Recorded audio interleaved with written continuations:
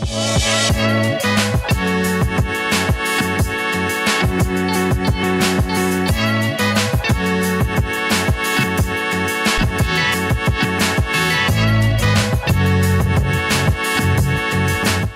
going on, everyone? Welcome back to the channel. Stephen Howson, Ronaldo Brown. It is Friday, it means XG files, and I had no input whatsoever into this title. How far away do we look, by the way? Why are you doing that? Like, yeah, we're a bit far away on the wide, isn't it? Do you know what I mean? Looks like we're about 20 meters away from each other. Perception is crazy. But anyway, what's wrong with the title? I'm not saying it. I'm just saying I came down here and I was like, Do you know what? This is a fair question because I saw some stats, some data suggesting obviously United creating the most XG in terms of XG over performance, and Mbuemo still doing that again. We've got some great finishers, we've got some great attackers. He's one of the two best attackers in the league from last year. Love him, you know. Do you know what I mean? So this isn't about whether we are now, it's about whether we eventually could be, because just been named Player of the Month in Mbuemo, by the way. United's Player of the Month. Because I know he's been nominated for Premier League Player of the Month as well. And Big Rubes has been for the manager one. Surely that's Arteta, though. Yeah, probably will be Arteta. Surely. Yeah. Probably. Lego head. Yeah. Do you know, every time I watched, he did it again on midweek, every time I watch Arteta, there'll be a time where the opposition is about to take a throw in, and they can't because Arteta stood on the line in front of him. I do that. Do you know what I mean? I do yeah, that. but it's at Prem level, it's a bit mad. I'm here for it. Yeah. Do you know what's mad? I take the piss out of him for all his gimmicks and that, but it kind of also on the other end, it shows how like invested and like, you know, like it can show how invested and committed a manager is, almost like entrenched in the game. It's not necessarily mad negative, but as an opposition fan who hates Arsenal, I'm just going to say you're going to find any angle that you can to give him some shit. But there's some things that you do that that you do deliberately just to wind opposition up. Like, if an opposition tries to take a throw in where that ball went out, I'm gonna kick off and be like, ref, it's back there. Even if it's like even if I've not moved and it hit me as it went out, I'm gonna be like, he's taking a piss out of you, ref. How far is he going with that? Yeah, you gotta do it. Yeah, it's true. It's true. But what I was gonna say is, and I want people to discuss this with me. Steve was like, wait, why is Dorgu not on the thumbnail? Do you know what I mean? And I'm like, and I literally said, he said Bruno doesn't play as high as Dorgu in this system, left wing backs, because I put Ahmad on there. But realistically, if you're going to put attackers on a thumbnail, Bruno gets in there before Dorgu, surely. It's just the way that it's written. Like, when I think about United's attack, because we did have a discussion about this before we went live. When we think about United's attack, I would think about it including Dorgu because of we attack with 5. You've included Bruno in this because he is more of an attacker, even if he's playing in midfield. Yes. I don't think either are right or wrong. Bruno has more attacking contribution to United than Dorgu does. Do you know what I mean? And he has a bigger effect on United's attacking output. But it's just the general thing is, United's attackers looked very dangerous this season. Early in the season, it was argued that a lot of the players weren't finishing when they had opportunities. But what can't be argued is United have had a consistent level of decent attack throughout the season anyway. And now when you look at the personnel group, you can kind of be like, as United fans often do get carried away, it's more just a question. It's like, if Sesko continues to grow into his own, and you got a front three especially of Sesko and Mbuemo and Cunha, that is an attacking trio. Never mind like with the wing backs and obviously the midfielders potentially, that can be as good as it gets in the Premier League. And that's more the question, because United have always over the years been built on what, especially from Fergie's, attacking football, quite vertical, very much like 2-3-4-0 run up the scoreline, just basically a danger to all teams. I feel that's what United should be anyway. And it feels like we had to endure Højlund, we had to endure Garnacho, we had to endure players like that. And it's like, have we finally got an attack that can be one of the better ones? Especially when you saw goal difference issues that we've had over the past couple of years. Yeah, it's been the goal difference thing's been embarrassing. That's because we've not been good enough at either end. But yeah, I'm very much loving. And we said this when we signed them, that signing 2 Premier League proven players was a good thing. At the age that we've signed them, great age to sign them, mid-20s, not finished, not coming for a swan song and a payday. Pre-priming it. It's the perfect time to find. Just a great age to sign 25, someone. 26. Yeah, like they've got experience. They know who they are as players. They've experienced this league.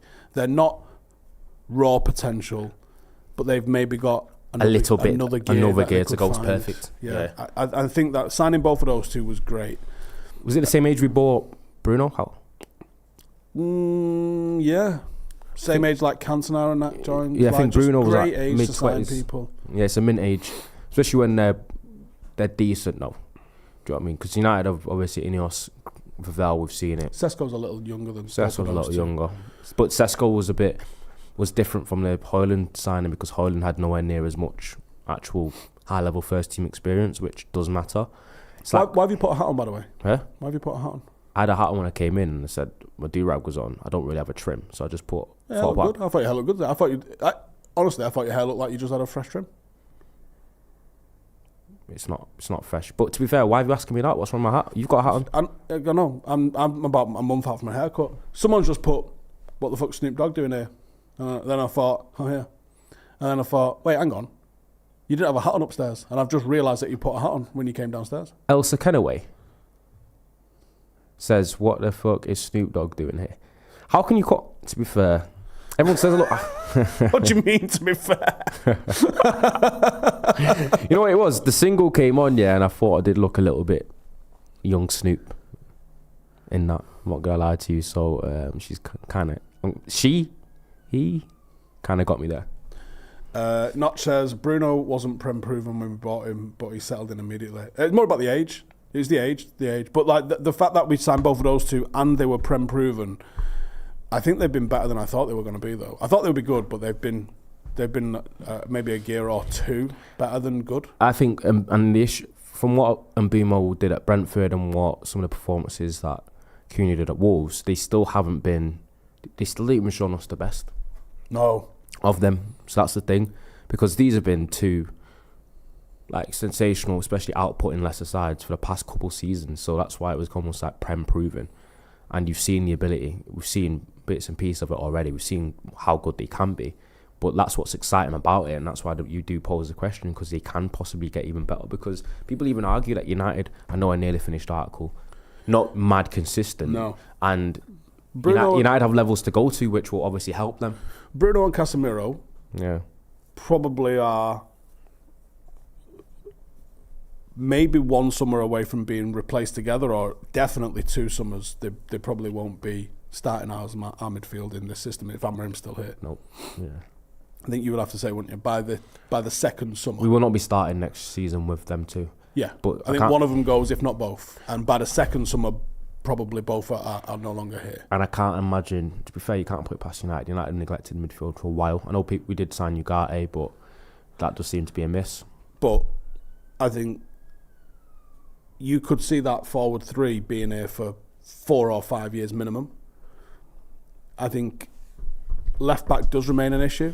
That's why I think Semenyo's name has been coming up, maybe because they've gone, we can probably upgrade that position still. I've heard that, and I'm like, well, Semenyo, for his peak of his powers, his first big move in his career, where he's starting as a left winger, he's then going to go for my first big move. Him and his agent and his entourage are going to be like, yeah, for your first big move, you're going to go to a team to play left wing back. I think it depends on how we do. Especially though he's meant to be like a huge Arsenal fan. I don't think it matters. Doesn't matter if Arsenal come in for him. That's true. To say, you're not going to play left wing back, by the way, you're going to play left wing. Yeah, but are Arsenal going to come in and do that? So they're going to go next year with Martinelli? He's shite, by the way. It doesn't mean that they're going to go for Semenyo. True. I'm just trying, because he's one that's been linked. I'm just saying. And also, do you envision United at the level where we can start 2 wingers at wing back? No. But as well, I think if it's a Wharton Anderson midfield, yeah. The midfield would actually. I think the midfield and how good your wide centre halves are will have to be massively dependent on doing that. But then, even then, how many matches in the Premier League with the attacking talent that you play against are you going to trot out there with two wingers at wing back? No, you're not. Not going to. That's why it sounds good to people on paper. Do you know what I mean? On paper, that thinking just about United and thinking like it's FIFA, but you come up against a top half team in the Premier League and you're trotting out there with only three natural defenders on the pitch. Well, that's you why are going to be midfielders can be more destroy minded, because I think a lot of teams are 5-5. However, that gets painted out 5-5. It might be a back four and a six is your defensive five. It might be your midfield two and your three centre halves is your defensive five. But I think teams are 5-5. And you know what people have argued with me, even like Muppeteers and James hit me with the heat map, saying, "Oh, look at Dorgu's heat map and look at Semenyo's heat map for Bournemouth. It's basically the same." Isn't that just a really reductive way to view it? Because heat map and the actual jobs and roles and responsibilities isn't the heat very map different. only based on actions as well? So if your actions are you're only getting on the ball high up the pitch, and you're only making tackles in certain areas, is that like? It's just silly because I looked at him and was like, if you can have the same heat map as another player and operate in the same places, but your role and responsibilities within that team is completely different. Because if you're because does Semenyo for Bournemouth, even if his heat map is similar to Dorgu's, is he completing defensive actions in his own box? Is he defending a back post? That's the difference. Is he defending 1v1 against opposition wingers? No, he isn't. Is he required? Would he be required to if you get to the point where United are dominating the ball, though? Yes. The left wing back with two wingers is a time where we're playing against fucking like fodder in the league, or EFL where it's 1-0, we want to get kill it off or it's 1-1 and we shit, let's go for it, or 2-1 down. It's probably not your deep. Well, again, I don't know if there's a right answer because it depends on your midfield. Because then I feel like you've got to have an athletic super defender in terms of your wide centre halves to kind of cover the channels as well, to be good enough to defend that area in space. Because otherwise you can see what happened. Remember when Solamino for Southampton isolated Euro? That centre halves can be good defensively. Euro's kicked on since then, but they are prone to that type of evening because they're not used to playing against that type of player, defending in that type of area. Mm-hmm. And it's no coincidence that happened with him playing right centre half, with Ahmad playing right wing back, who defensive positioning because he's not got natural defensive instincts as good as he's played there, where he's eventually going to get caught upfield at times, and then before you know it, it's a winger up against your right centre half a few more times than you like it to be. So I get it. People think on FIFA an ultimate team, having Semenyo left wing back and Ahmad right wing back, and you've got Cunha, it looks like roll of the roses, but then you've got to think about balance. You've got to think about. But that's not to say that you'll put that 11 out every week. Yeah. I think someone was whinging about Amorim not picking the same 11 recently. You don't play the same team. There's not the same circumstances. I could make a case that Mazraoui should start tomorrow. Because Delo and Dorgu haven't looked great at left wing back. But I do think tomorrow is the time that you want to maybe stick it on him a little bit. Someone like a Dorgu with, what they're going to be throwing at us on the transition tomorrow probably makes a lot more sense than Mazraoui. But Mazraoui is a much better footballer. Is Mazraoui fully fit? No. Which is why he's probably not going to play. And also, it's mad though, because Mazraoui is good. Let's be honest, his best form and performances for United have come as a fullback, hasn't he? Actually, just a normal one. Or right a wide centre half. Or a wide centre half. And if you look at his tapes for Bayern when he's played as a right back, he's looked unbelievable. But he's not like a natural wing back, is he? Because it is a bit different. But he's just a good footballer. And I think that's what gives you the options. If you played him as it depends on who you're playing and what the threat is in the opposition and what you're trying to counter in what the opposition are doing. Yeah, you need to change in that every week, and that's what, because everyone thinks that the team might be quite different from Brighton because of what Amorim said, which is true, because Brighton and Forest pose complete different problems.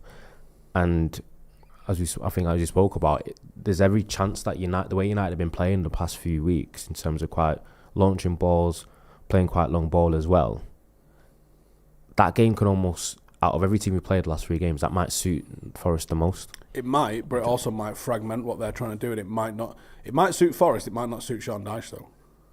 He might want like whoa, just, we're getting a bit giddy at getting out of position. Playing long ball and playing second balls doesn't suit Dyche. No, I didn't say that. Yeah. I think if it gets fragmented and it starts going back to front quick, like if they get players, Sean Dyche is going to want players in a lockdown formation and deny space. Yeah. If the game starts being like a fucking rugby union game where it's just boom, boom, boom, boom, and it's going second balls all over the place, you can't cover that end of the pitch and this end of the pitch. So yeah. you might not like the chaos. Yeah, if it becomes more of a basketball game, that's not, say, long ball. Long ball, when you've got structure behind it, you can defend. When it's long ball, long ball, long ball, long ball, and the positions get dragged, that's different. People usually say that lesser teams usually like when the game becomes more chaotic when they're playing against better opposition. But I think this United team has got almost players thrives in it. Yeah, I think Mbuemo in this sort of chaos, brilliant. I think is that playing for Brentford for 3 years? Maybe. That's basically how they played. I think Cunha, because he's got that sort of flair about him, probably thrives in that situation as well. You could see him going past 2 or 3 people because they're not in a tight defensive unit. If they're like a little bit dragged out of position, that's when someone with the dribbling ability of a Cunha is going to carve through the centre of him and drop a long one. Like, I actually think that United have got 3 tools which make it very difficult to being very, very reductive in what they are in terms of players. In Sesko, you've got someone who's like a throwback number 9 target man, that if you put balls in the box, he will win them, and he might score from those. He's good at that. We know if you put it into the area, he can get his head on them and score.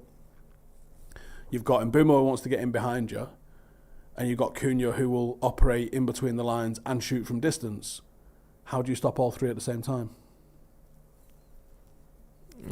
You're going to give up one of them at least. If you focus on that's why you want variety in your attack. Correct. Yeah, that's why I think that's what we've assembled is fantastic. Right, we're gonna go tight and we're gonna follow Mbuemo because he's their biggest asset. Cool. Ahmad's gonna be fine. He's gonna find space because you can't kind of cover both of them at the same time. Okay. Well, we're not gonna go tight to him. We're gonna leave him off a little bit. Well, he will turn and run at you. Fuck. Okay. Right, we're gonna forget that. We'll block the midfield and we'll drop the defence off and we will stop crosses into the box. Right, Cunha's gonna shoot from distance. He's gonna get on the ball and he's gonna dribble through you and shoot from distance. Right, okay. Well, let's fucking try and stop him and we'll stop him. Cool. Bruno's gonna fucking start dropping him from half space in for Sesko at the back post. Like, there's so many fucking options. It just needs time for us to click and for us to stop giving up early goals at the other end, which we've started to do. That's when you become hard to beat. And I think you've still got to solve the midfield problem because it might work all this season with 1 game a week. It won't work next season. You're going to have to improve. And, Balaba's audition last week, not a good one. Yeah. I think Elliot Anderson's probably will be a little bit better. I think he'll look quite good tomorrow. Okay. Where do you think Mount fits in this? I don't. No, but Gaffer's a big fan of him, so he will. He is.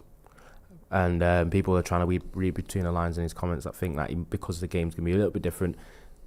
Am's basically made out that he thinks United might have to change the game style a little bit because he's actually agreed with the whole thing, or he thinks the way we've played the last few games might not be the best way to get better of a Dyche's Forest. He thinks he should make... To be fair, he has to say that though. He wants to make it more... Exactly, because he could be saying his tactics out loud, but he made it out like he's trying to make it more of a football match. Yeah. And then people are like, oh, he might start... Think about it, right? Mainoo, he might start Mount. What did Slot come out with? They've started Sesko the last 3 weeks and they didn't start Sesko today. Yeah, that's the game. Right? If Amorim come out in his press conference and he went, wow, the way you've played going long, that's worked. He went, fucking right, it's worked. Yeah, we're going to keep doing it. We're going to do the same next week and the week after. You've just made half of Sean Dyche's team talk dead easy. Whereas if you go, oh yeah, look, the way we won those games playing a certain way, we need to switch it up against Forest. Then you keep it ambiguous and he can't hone in on one particular tactic. It's funny though because there's one thing about knowing what team's going to be picked and then there's another which is stopping it. Would you try Mount left wing back?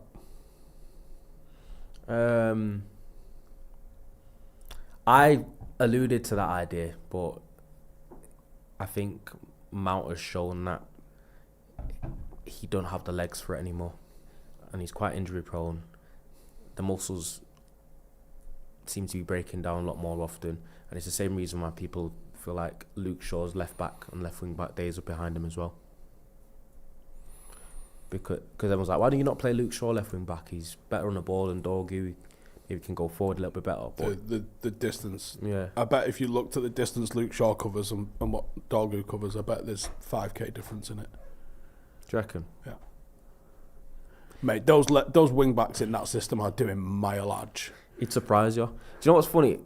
Because there's been this discourse about Dorgu as well, and there's been discourse about De Ligt, where people are saying De Ligt's been immense this season. It feels like he's quite underrated by the fan base because a lot of people think like he's upgradable, and because he's just a bit. I fucking love him. You always have. Always been a big fan of him.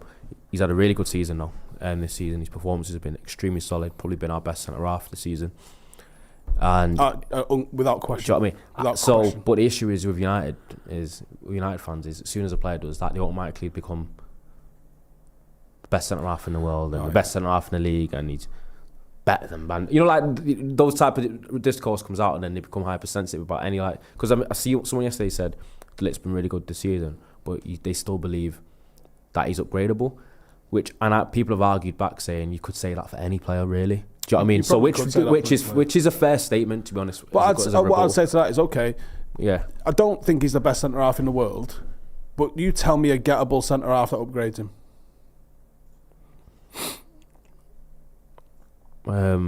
Off my head, I don't know. He does it because our back three requires box defending and being solid, and I think De Ligt excels at those. The thing that helps De Ligt as well is I always talk about his personalities. He's a high level character, one of the youngest captains ever for Ajax, so he's got leadership qualities. And sometimes, like, almost like untangible like aspects to you as a footballer like that mean quite a lot. They kind of do add to your value. Which kind of transcends what you just do on the pitch. Because that's one thing that United have to have better. United have had to get better at not just recruiting players for their talents, but also recruiting the right characters and personalities. It makes me laugh. Like, Mazraoui was sold over political bullshit because of what he said about the Palestine-Israel thing. That was a major reason why they got rid of him. Or they sold him cheaply, because what we got Mazraoui for was a disgrace, because he's a fucking unbelievable footballer. And with De Ligt, they had Upamecano, Kim Min-jae. They had lots of centre-halves on big money, and they needed to make some fucking room, and they needed to make some decisions about who was going to be kept around and who was going to be gambled on. And he's also not rated, because this is what he's not rated by Dutch gaffer Coleman, isn't he? Yeah, but Coleman's a fucking idiot. Yeah. But like, he didn't fail at Juventus. He just wasn't Chiellini. Like, he didn't fail at Bayern Munich. Like, he was good at both of those fucking places. You know, and he come to United with a ton of experience. He's a fucking one of the Graham Souness has said some laughable shit, but telling it that De Ligt was lightweight just reeks of never seen him play. He's so fucking robust. He's like Vidic throwback, the way he fucking defends. He got a fan in me just from because his performance against Gyökeres. Because I'm a Gyökeres hater and an agenda against Gyökeres. The way like he bullied and pocketed Gyökeres on game week 1, I just immediately start driving the De Ligt fan bus. Start driving the fan bus. But I also do think it's one of those with De Ligt as well. Do you think I will be honest, I'm not going to be disingenuous. I think he does. The system, 3 centre-half system, does suit him though. Yeah, you could see him maybe being a bit giddy in a 2, but I also think, depending on who you had, like, I do think it's a centre-half friendly system, you know. Well, yeah, there's fucking apart from the fact you can have 6 centre-halves in your club when you play it. I think when you play with a back 5, back 3, I think outside of the wide centre-halves occasionally have to defend in channels, which they might find uncomfortable, which doesn't always happen. I think it's a bit easier playing in a back 3, especially like in the middle of it. It's one of the reasons why Maguire is so much better usually in a central 3 as well when he's played it for England. But if he showed the same performances in a back 2, which obviously is inconsequential now because that's not the system we play, maybe he'd have a little bit more respect than he does have. Because I think when you break down what he does, there's so much to like about him. He's front foot defending when he needs to be. He's screen defending when he needs to be. His passing out isn't. He's not Lissandro on the ball. He's not Rio on the ball. But he's not bad. I don't look at him and go, why is he taking so many fucking... he's just fine. He's just basic. Do you know that's actually become like a top 2 profiler though for a centre-half? Like back in the day, a centre-half, it's just about how good can he head it, how good can he tackle, how good does he defend, how strong is he, he wins how his quick aerial duels, he wins his ground duels. Now it's second thing in the list is... Passing. Can he pass? Yeah. but what I like about De Ligt is, if you think he's only been here a year, how many times can you remember where he's cleared something off the line? It's like 8 or 9 times. That's a fucking lot that you can just pull out off the top of your fucking head that he's done. Either last-ditch tackles or clearing something off the line. Because he always does it. Can someone turn the TV on, please? It's just gone off. He's a great reader of the game. I fucking love him. I just think there's so much to fucking enjoy about him as a defender. He's a throwback, man. I hate that football has become such a no-contact sport.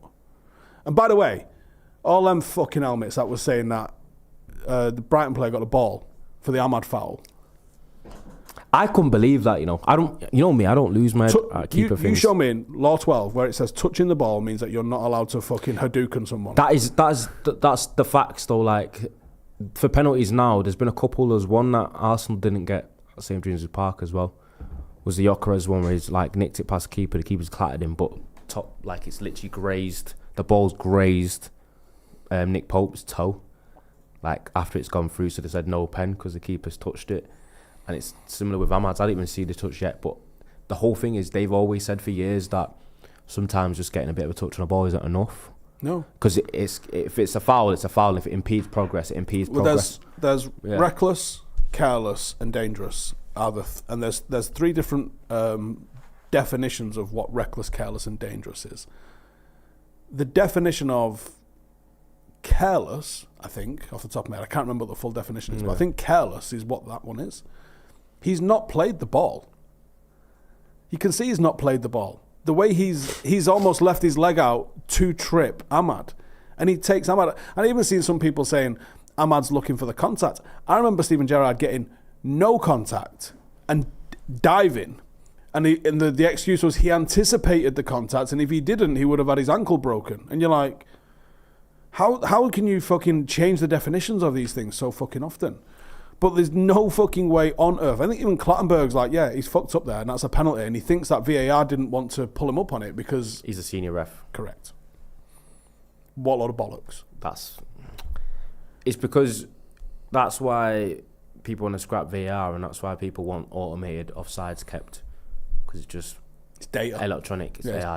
It's data. There's no subjectivity in it. VAR is a funny one because VAR, it's like you get replays and that, so you get... But at the end of the day, it's still subjective decisions by humans. So, and it's the never thing going with to be that bulletproof. is it's ultra precise to the level it is, and I mean precise to the pixel, which there's got to be a margin for error, I think, on offsides. It can't be pixel, like tiny pixel of a corner of the sleeve of your shirt means you're off. Fuck off. Do you know what I mean? Let's start having a bit more benefit of the doubt for the attacker. We want more goals. That's what we want. Doesn't that blur lines, though? Yeah, but you should have fat lines. There should be a margin of error. Because the spirit of the law is unfair advantage. Is i.e. you're fucking 5 foot in front of the back line. Therefore, it's an unfair advantage. Should they advantage. change it to feet? I think there should be a noticeable... Or daylight. Used to be daylight. For a bit, it was daylight. You could see daylight in between the attacker and the defender. That's offside. If they're any way overlapping bodies... Because maybe not the arms, because that's a bit ambiguous, isn't it? But daylight. It's ambiguous because you say it starts from your shoulder line. Like where it can be off. If you can, because you can score with this bit of your shoulder. If that bit of your shoulder is in front, it's anything you could score with, but it's also like, could they just change it to feet? Yeah, or daylight. Just make it daylight on the bodies. Daylight's too ambiguous. No, it's not. Yeah, it is. Because then, if the body's over, if the 2 shirts in any way overlap onside, Let's have more fucking goals. How about just scrap offsides altogether? Oh, that's chaos, isn't it? Goal hanging. But anyway, daylight, because make it big fucking...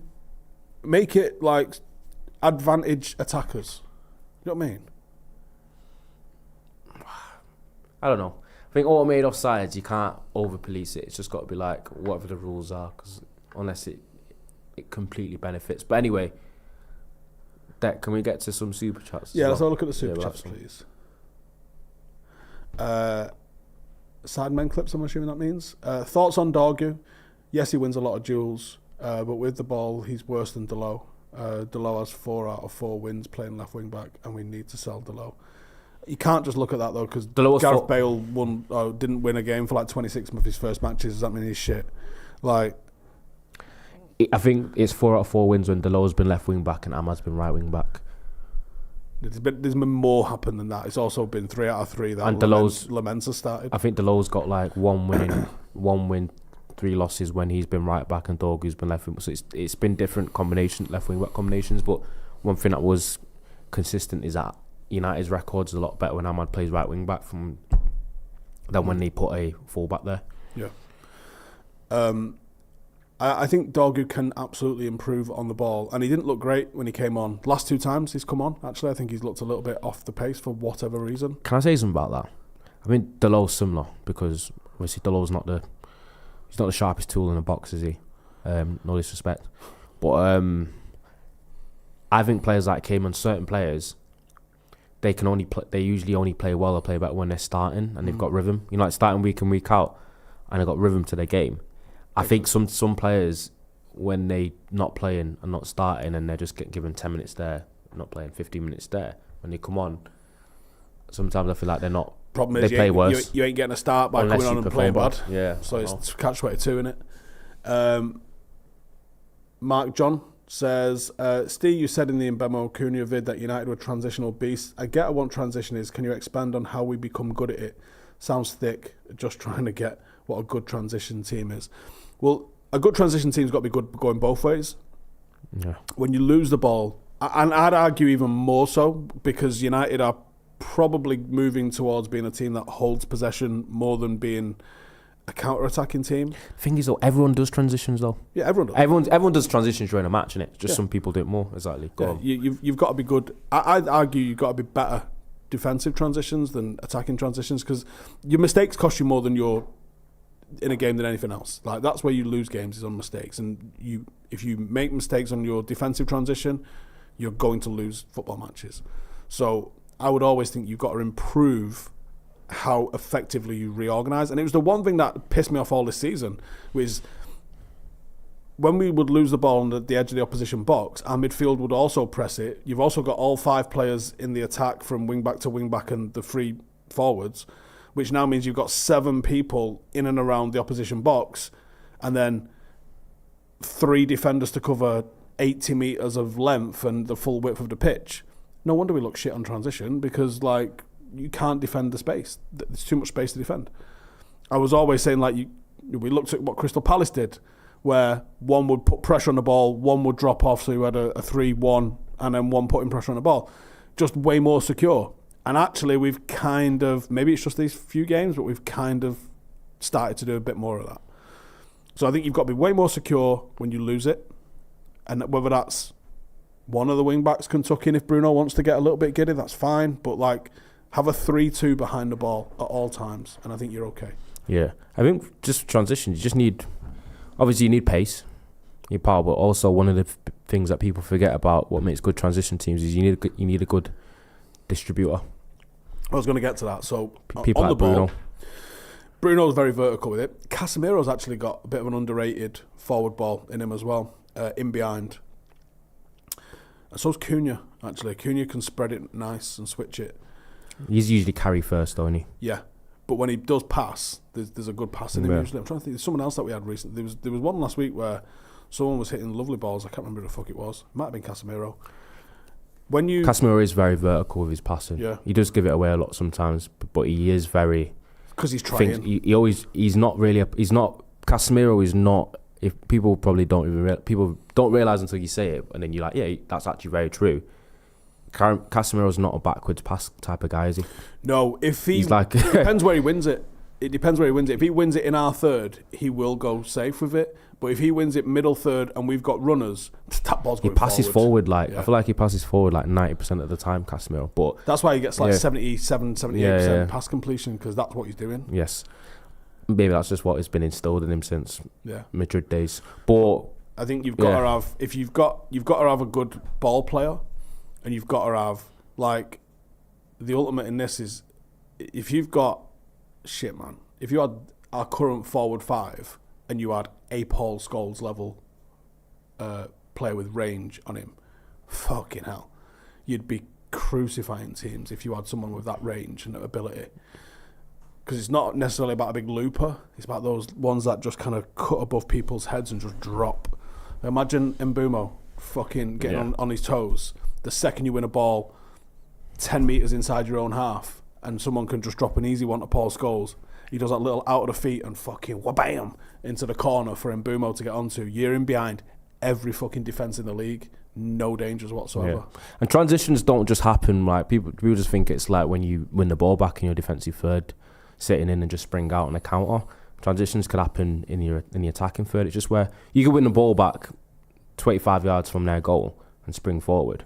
That's technically a transition as well. And that's why United have become really good at that, because United have good attacking players, so they can punish. Because that's the one time that you can catch teams kind of fragmented or disjointed defensively in positions is when you've won the ball back, when they've been attacking. Because that's what makes possession boxes when you do them in training. Usually the hardest time to keep the ball is after you've just won it, because you're in a defensive shape then, not an attacking one. That is why a lot of the best teams pin teams in so much, because they'll have you defending on your own box, 2 banks of 4, defending. When you win the ball back, are you really set up to keep it then? You're not.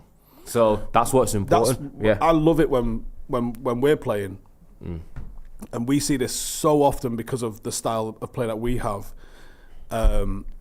We can go 15, 20 minutes without the opposition crossing our halfway line because of how we defend our halfway. And because we've got players in and around where we're likely to lose the ball, and teams are so vertical to get out of the pressure that we put them under, quite often teams don't even clear the halfway line. And I see it so often because of where my dugout is. When we've lost the ball in an attacking phase, because we have our whole team in the opposition half, when they clear it, it'd be like a full-back or a centre-half who's cleared it, he's just fucking smacked it as far as he can to relieve a little bit of pressure. One of our wide centre halves picks it up and we just attack again from there. And you see that happen 5, 6, 7 times. And I'll turn to the dugout and be like, we're going to fucking score in a minute here, because the amount of pressure it ends up giving. I fucking love it when it gets to that sort of stage when an opposition can't get out. And that's why we have, I'm sure pro teams have a similar sort of thing, that if you've been under the cosh to that level, you want 20 passes if you can. Now, sometimes you might just have to fucking punt it as far as you can, because you can't just go, this time when we win the ball back, let's have 20 passes, because you might win it back in your box. You're not going to try and play 20 passes when you've not seen the ball for fucking 15 minutes. Yep. You're just going to fucking send it. You might want to try and send it for a throw-in, if anything, so you can fucking reorganise a little bit quicker, rather than, you send it straight down the pipe, the central centre-half picks it up, they're immediately on the attack again, and you don't get a chance to that opposition defence haven't even left the edge of their box. They're just like, fucking hell, it's relentless. It's true. But still got levels to go to. But super chat there from Jeds. I love watching Mbuemo and Ahmad switching positions through the games, completely confusing the opposition. They'll get better at that as well. Yeah, they will.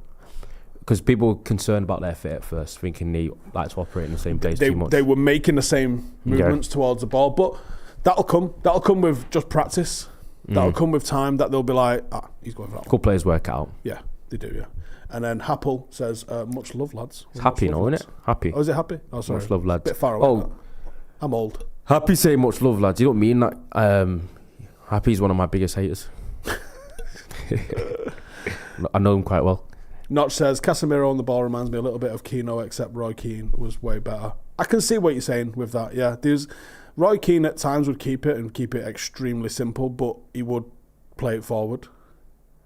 Biker says Wharton Mainoo pivot looks good on paper with the ball, but would get destroyed in counter transitions back and forth game, which will always happen no matter how much you control the game. Yeah, you want an ideal world. You want like a fucking Rodri regen, don't you? Someone like that. Who's that? It's not Wharton. And as much as he's got some good potential, it ain't Elliot Anderson either. And also, United, when United pick which midfielder to go for, you can't, as I've said, you can't look too much about how they're performing solely within their system they're playing. You need to work out, are there attributes that they have and what they're best at? Does it work for the way you play? Do you know what I mean? Because Belaber's had an awful season. He could still have the attributes and play style that suits your team better than Wharton does, and vice versa. So that's like a big element of recruitment as well. I think we've had really fucking good recruitment so far under Ineos.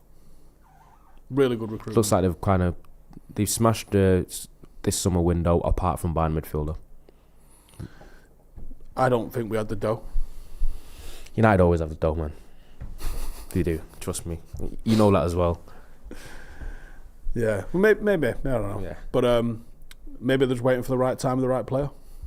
You're making excuses for him, man. Maybe they should have got a midfielder. Let's be honest. You know that. Bruno shouldn't have had to be doing pivot shifts as much as he is. I wonder if they thought somewhere in their heads that Bruno was going to take that offer from Saudi.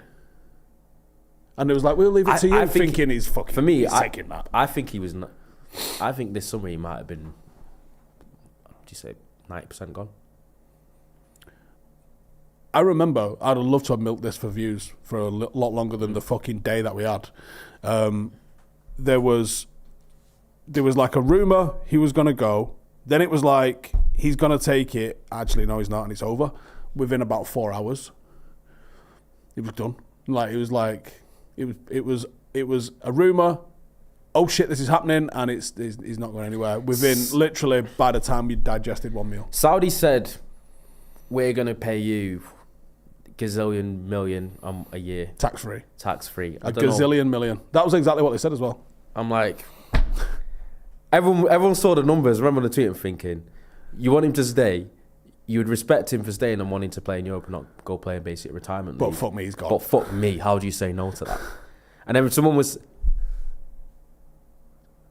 and everyone's like, oh, he doesn't need that. He's on 300k a week already. Why does he need more money? You can always have more. And I know it sounds greedy, but I think there's a difference between 300k a week tax and that. Bruno doesn't seem like the kind of guy that spends hardly anything. He's pretty chill. I don't think they think about themselves, though. They're thinking about, legacy can I earn family. money that could basically just set my family up for the next 70 years?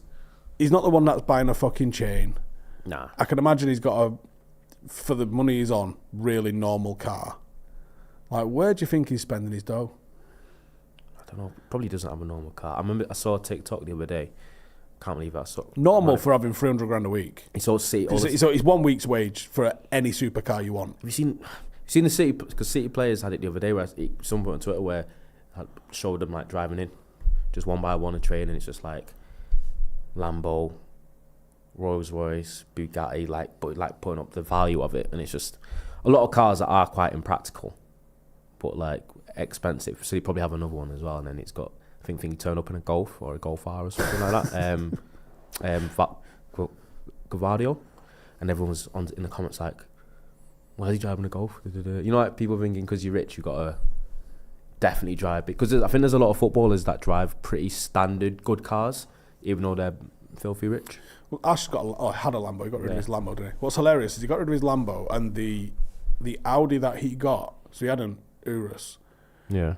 The Audi that he got, it's literally an Urus with a different badge. It's like a 4x4 Audi. I'm not sure what is it. Might be a Q3 or something. People know cars better than me, but Audi do big cars at that level. But it's like a 350 grand. Yeah, it's still Audi. expensive. It'll be probably It'll be cheaper though than a Urus, obviously. Yeah, I think it was. And it's the same engine. It's the same fucking car. A lot easy to run. Like Lambos and Uruses, apparently you got to fill them up every 2 days, as well.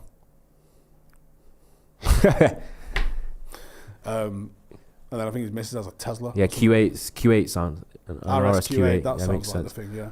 I knew as soon as asking in chats, people love cars. It's literally the same. Like, he got it, and I didn't know what it was, and I Googled it, and someone was like, I found that there was an article which was like, this is the same as an Urus. So I sent him the article, and he went, I was fucking thinking that as I was driving it, like, it's the fucking same car. It's just obviously a different fucking badge, innit? So it's a Q8, but someone said RSQ8. And RSQ8 is obviously different from a Q8 as well, because it's the same as like you get an Audi A3 and then you get an Audi RS3. Yeah. And an Audi RS3 is like, it looks similar to A3, but it's like triple the price.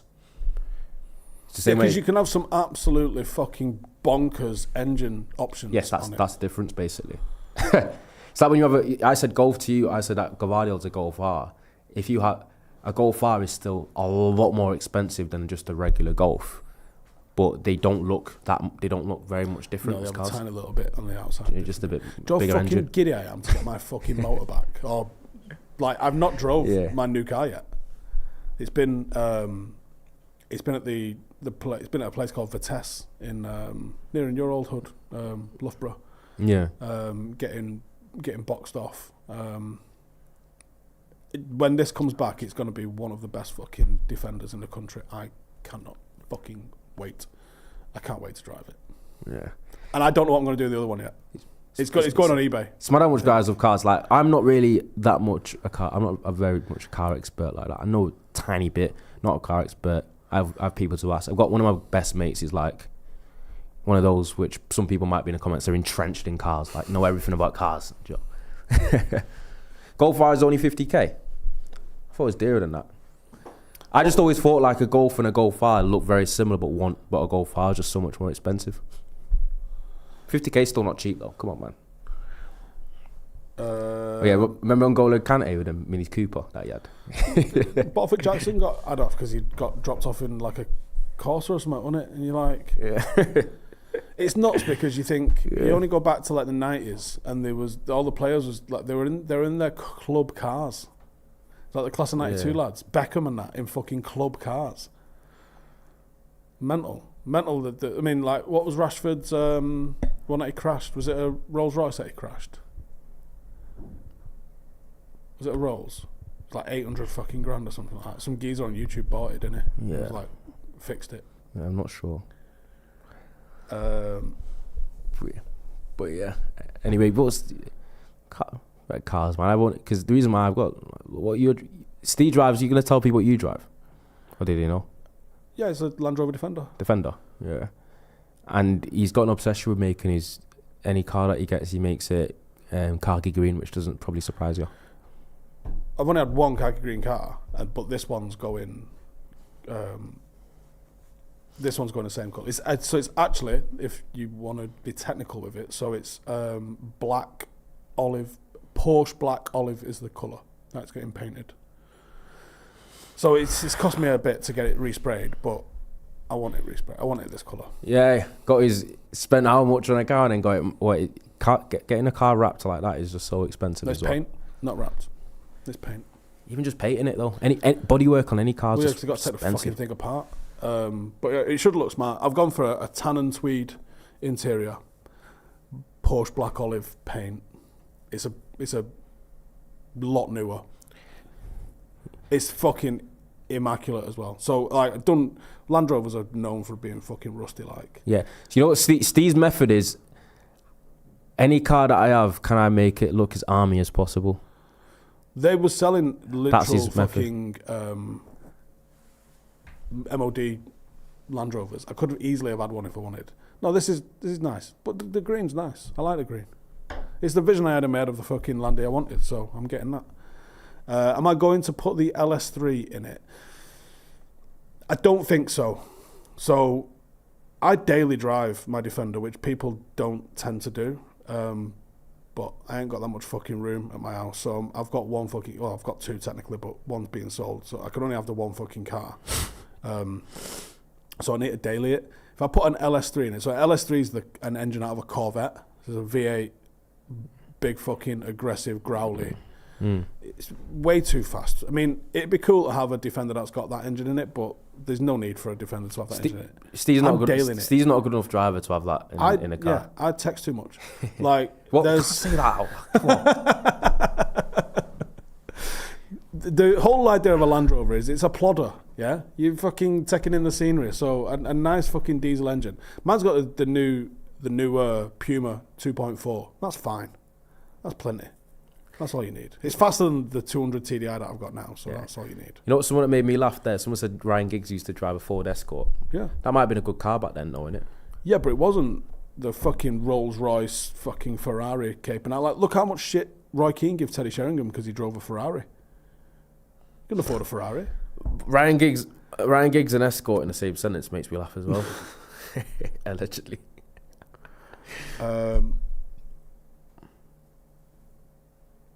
Remember the Ford Everton gave Rooney? It was a Ford Ka, wasn't it? When he was 17. Yeah. What looks better, the new Defender or the old school Defender? The old school Defender, all day long. I mean, the new Defenders might be the best car I've ever drove, though. I hired one for a week, and I was like, wow, this is unreal. But the old school Defender, I mean, it's just fucking, it's insane, isn't it?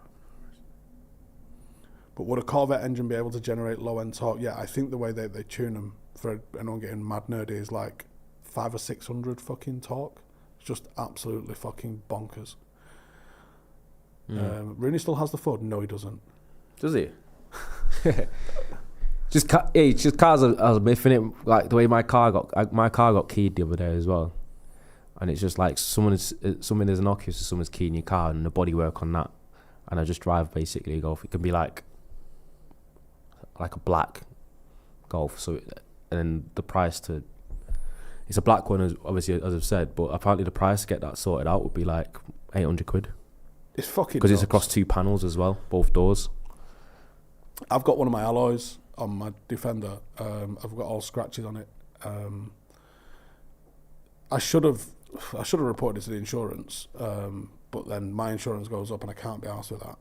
So a guy reversed out of traffic in a Volkswagen Polo, and I absolutely fucking obliterated him.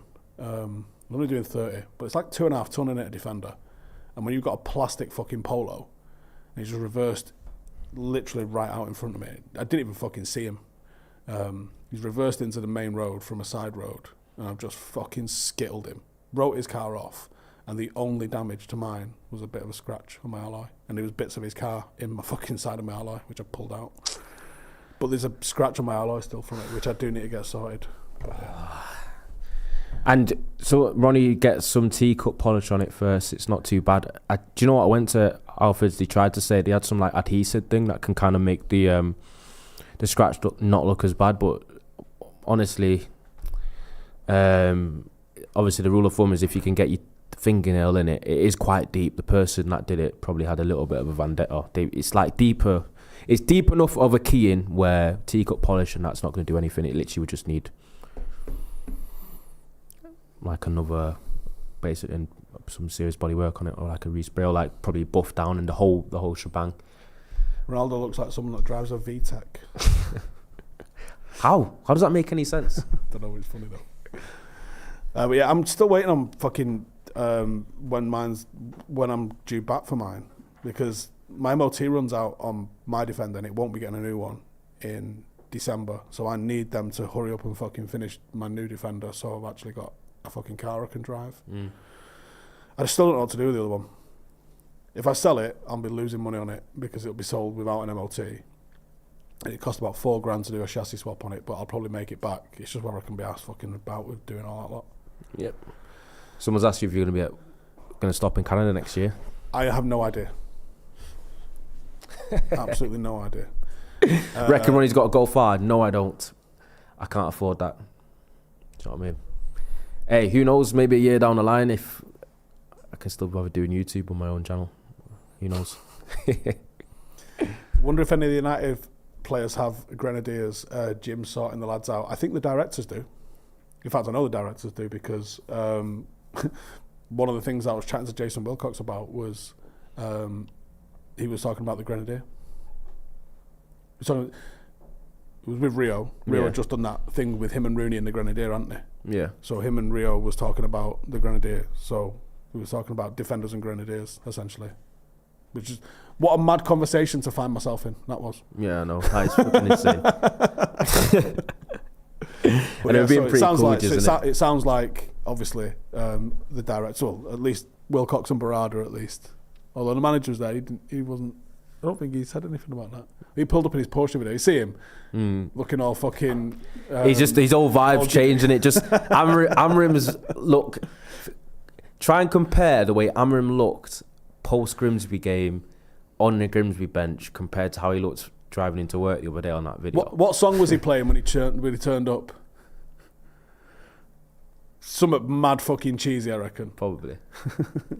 Anyway, I'm here for it. Long may it continue. Right, I'm out of here. Check him out tomorrow after the game. I don't know how you're doing a video yet. Oh yeah, I'm at Paddock, so I don't know how I'm going to do the review. My review tomorrow might just be on my phone in the car. So we kick off at 2, right? So you can, why don't you tune in tomorrow before the game, because we know you're all going to fire stick the match anyway. Tune in, watch Paddock. We're live at 2, so I'll tweet the link. We are live at 2. Come and see how we get on. Playing against a Premier League player tomorrow.